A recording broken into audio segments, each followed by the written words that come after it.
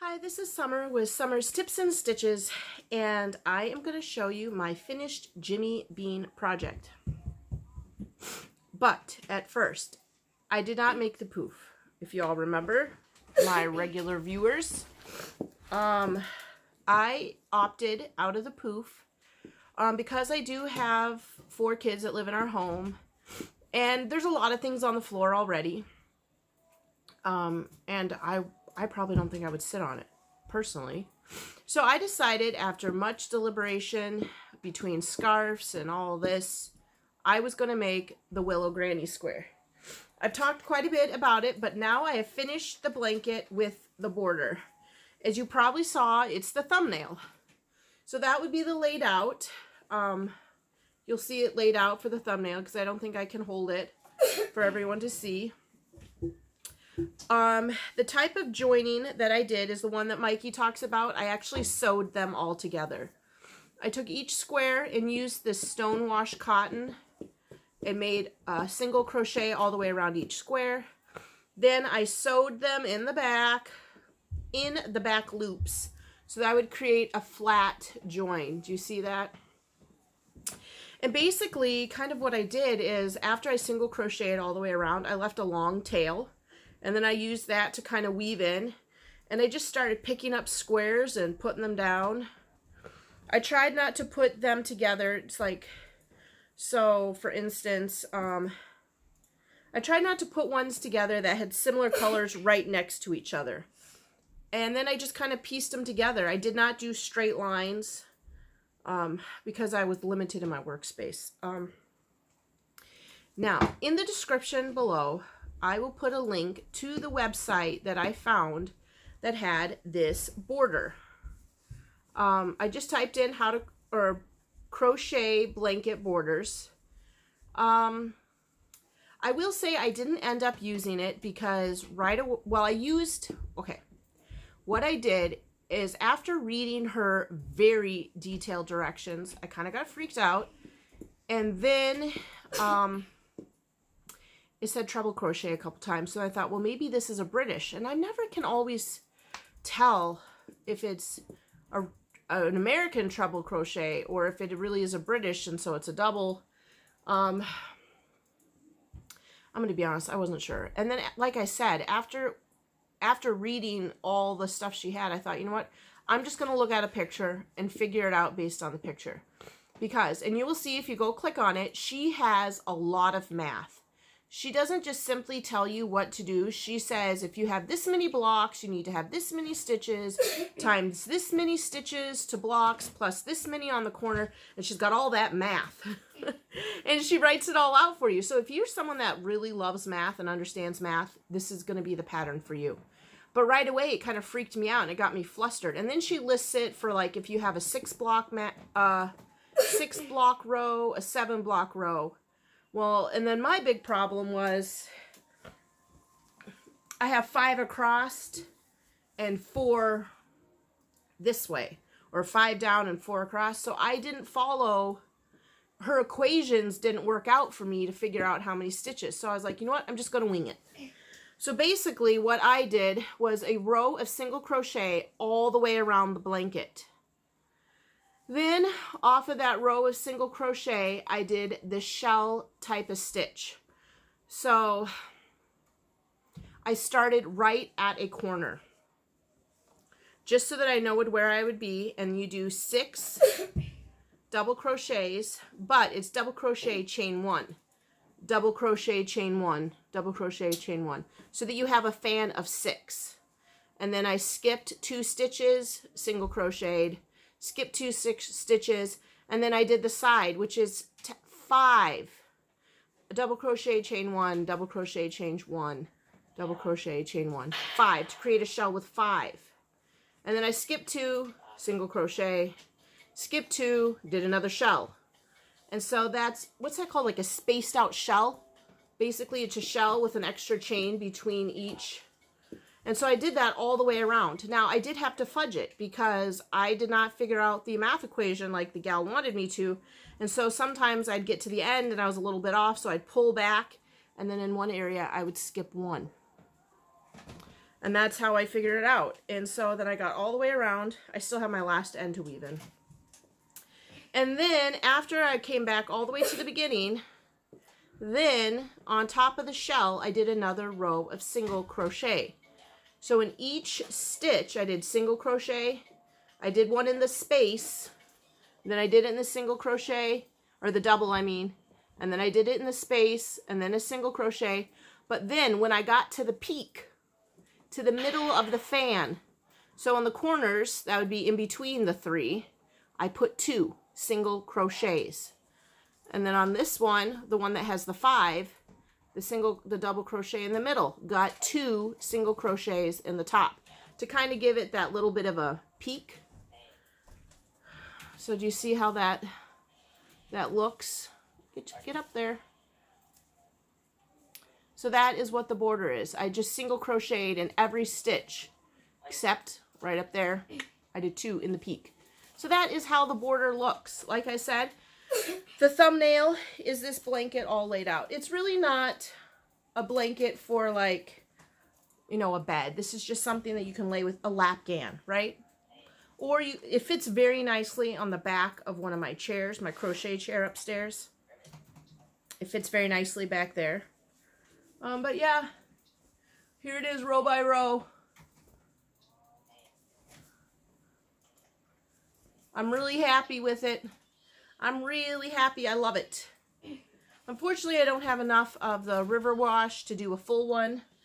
I do have 4 Frankenstein that I'm going to sew together in the same method, and then I'm going to use the rest, because I have quite a lot of this left. Oh, there's my crochet hook. I used my Clover H. I have quite a lot of this left that I'm going to make the back of the pillow in this.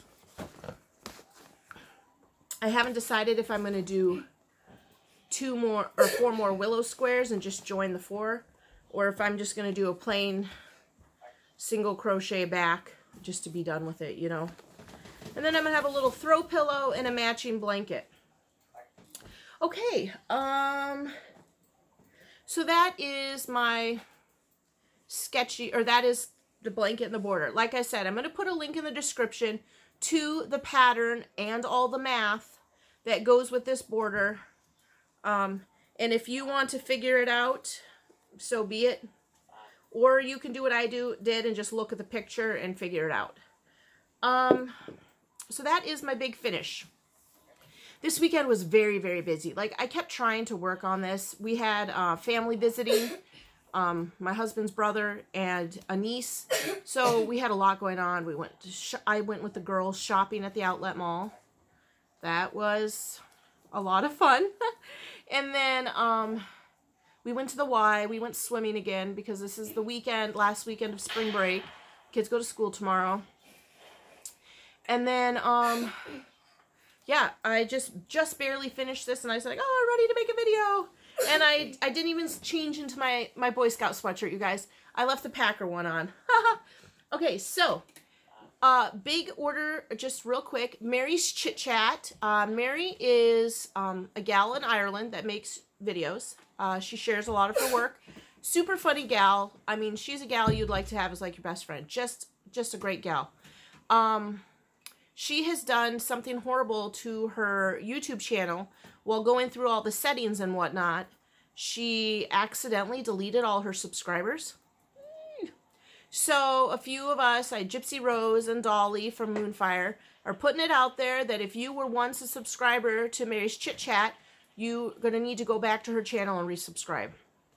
By the time I saw it this morning, she was back up to 217, so quite a lot of you are finding out. If you are one of my regular subscribers and you have not seen Mary, head on over.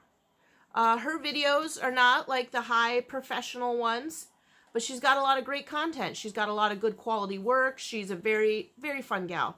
So I mean, her videos are right on par, right on par with what I do. So if you like chatting with me, go chat with an Irish gal.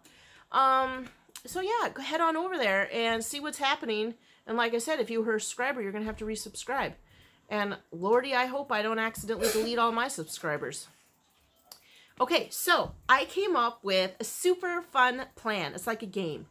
I actually got this idea from one of the YouTubers my daughter watches. Her name is Moira. I think Moira Elizabeth. She decorates squishies. Now, I'm going to tell you what. This girl has over 2 million subscribers. And she has kids around the world mailing her their broken toys. And then she repaints them, redecorates them in her videos. First, she has a mail opening where she opens all the mail. And then she makes a video where she's fixing them. I can't even believe it. 2 million. So, anyway, just having a little mother-daughter time, watching the kid video.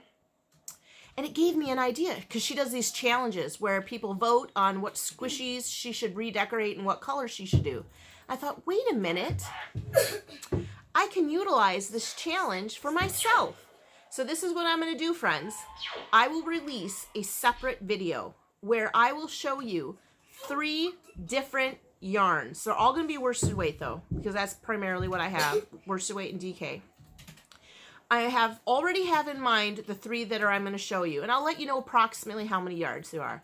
Then I am going to choose 3 patterns that I've been kind of thinking about. One of them I know Karen from Happiness Homemade made.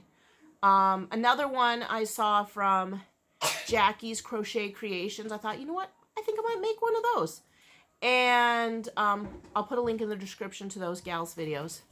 And the other one, I'm not quite sure yet. It might be something, a shawl I saw Debbie make. So I'm going to choose 3 patterns, 3 sets of yarn, and I'm going to let you guys vote on what I make. So you'll go in there, and the yarn will be colors 1, 2, or 3, and it's going to be pattern A, B, or C. And then whatever you guys choose, that is what I'm going to make. I don't know, I guess I think this is a really fun idea. The kids sure love it when the gal does it with their toys. And then I thought I would choose somebody who gave one of the suggestions from that video to be the lucky recipient of that object I made. So keep in mind, I'll do a random comment and I'll ask that person in the next video when I show the finished object, hey, blobbity blobbity person who won this, do you want it? And if you do, email me and I'll send it off to you. Does that sound exciting, you guys? I think it does. So that is what I'll be filming tomorrow. I don't know what to call it yet. Crochet challenge. I think 2 of the patterns will be crochet and 1 will be knit. So if there's any knitters that are out there and I'm like, Summer, we're going to make you do some more knitting. You know what? Maybe I'll do it. It should be fun.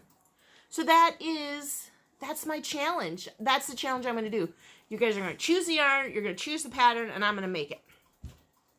You know, I'm just trying to keep it real.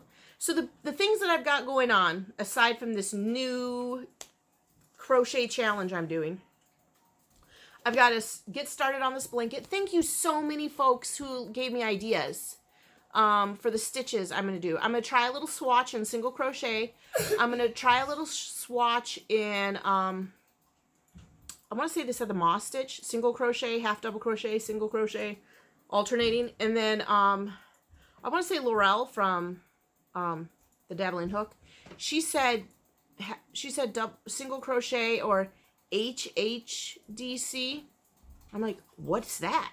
So I have to look that up.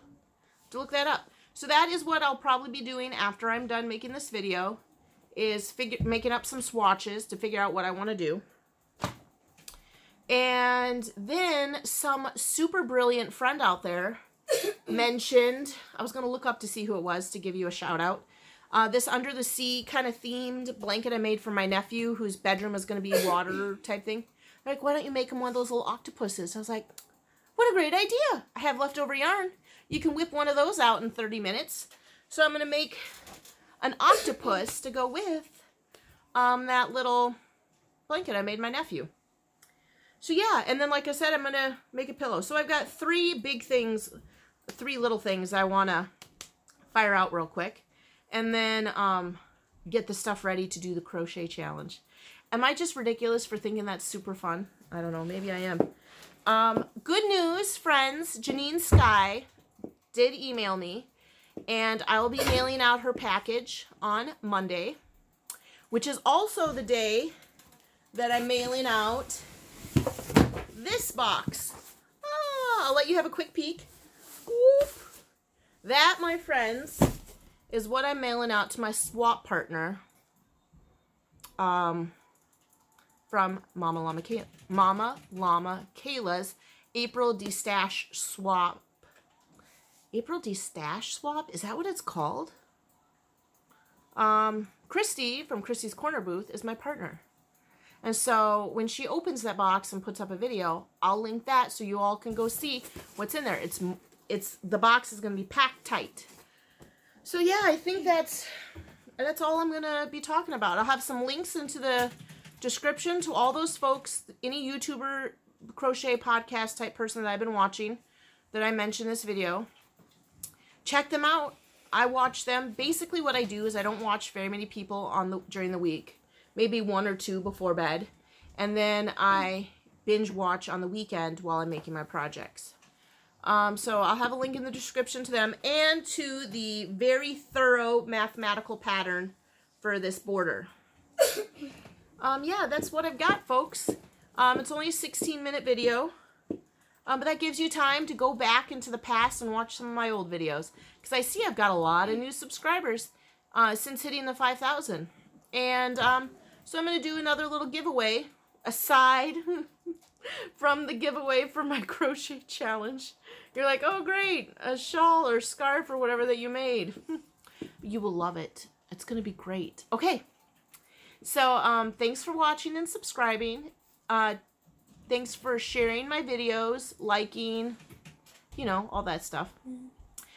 Remember, if you were a subscriber, head back over to Mary's Chit Chat. She needs your help. Got to go resubscribe. And until then, happy crafting. Bye. Happy crafting.